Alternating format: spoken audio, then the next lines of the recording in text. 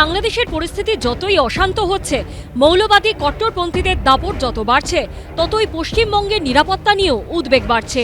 বাংলাদেশের জেল থেকে জঙ্গি পালানো, একাধিক সন্দেহভাজন জঙ্গিকে বাংলাদেশ প্রশাসনের মুক্তি দেওয়া, পশ্চিমবঙ্গে ভুয়ো নথি দিয়ে তৈরি পাসপোর্ট বাংলাদেশিদের হাতে যাওয়া, বাংলাদেশের জঙ্গির ধরা পড়া, পরপর এই ধরনের ঘটনায় উদ্বেগ আতঙ্ক চরমে উঠছে।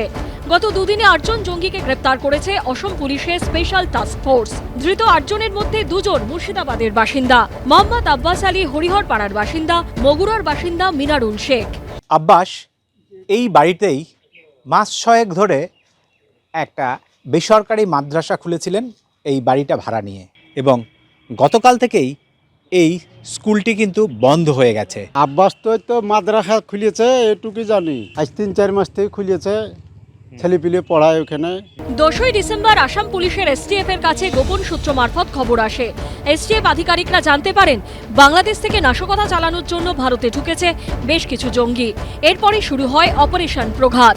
16-17 নভেম্বর বাংলা, কেরল ও আসামে অভিযান চালায় আসাম পুলিশের এসটিএফ। এরপরই জালে ধরা পড়ে 8 জঙ্গি।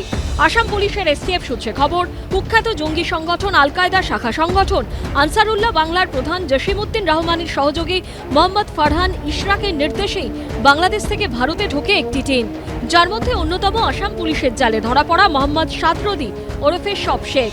এই মোহাম্মদ সাদ বাংলাদেশের রাজশাহীর বাসিন্দা। তার কাছ থেকে পাওয়া গেছে বাংলাদেশের পরিচয়পত্র ও সার্টিফিকেট।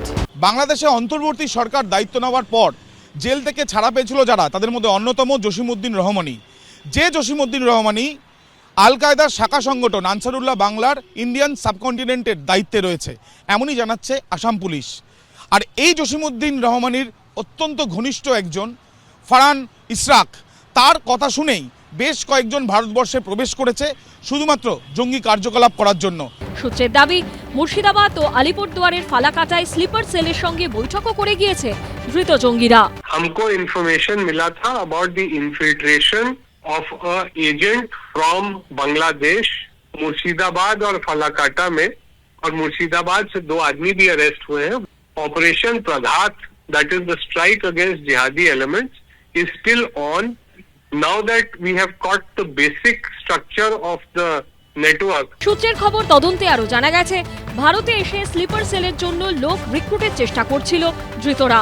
এতে বড় ভূমিকা ছিল ধৃত জঙ্গি সাদরদির। ধৃতদের রিপোর্টিং ম্যানেজার ছিল বাংলাদেশে বসে থাকা ফারহান ইশরাক। বাংলাদেশে এরকম একটা ঘটনা ঘটছে, পুরো জামাত মৌলবাদীতে সবকিছু ভরে গেছে। যেভাবে আজকে মানে বিভিন্ন জায়গা থেকে আসাম পুলিশ বলুন যেভাবে এদের জামাতদের ধরছে, তাতে পরিষ্কার যে বাংলা পুরো মানে আজকে রবীন্দ্রনাথের বাংলা ছিল, শরৎচন্দ্রের বাংলা ছিল, আজকে জামাত মৌলবাদীদের বাংলাতে পরিণত হচ্ছে। বাংলাদেশ সীমান্তটা তো কেন্দ্রীয় সরকারের দেখার কথা। তো যদি বাংলাদেশ থেকে কোনো অসাধু ব্যক্তি বা কোনো আপত্তিকর সংগঠনের লোকজন সীমান্ত পার করে এদিকে ঢুকে এসে জনবহুল এলাকায় মিশে যায়, এর তো প্রথম দায়ভার কেন্দ্রীয় সরকারের। বাংলাদেশের জেল থেকে ছাড়া পাওয়া জঙ্গিরাই এবার ক্রমশ সক্রিয় হচ্ছে। ইউনুসের এই উদারতার মাসুল কি শেষে দিতে হবে বাংলাদেশকে? উঠছে প্রশ্ন। আবিদ দত্ত, রাজীব চৌধুরী ও শিবাশিস মৌলিকের রিপোর্ট, এবিপি আনন্দ।